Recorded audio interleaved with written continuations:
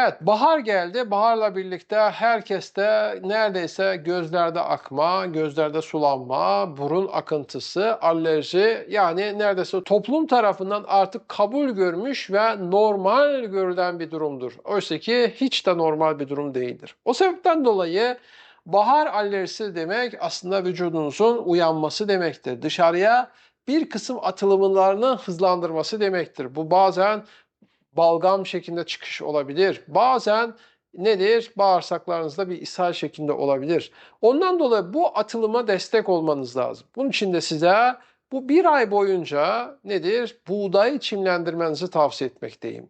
Her gün yani buğdayınızın bir tabağını, hafif filizlenmiş tabağınızı bir tabak dolusu yedikten sonra üzerine de belki yarım saat, bir saat bir şey yememeyi tavsiye etmekteyim.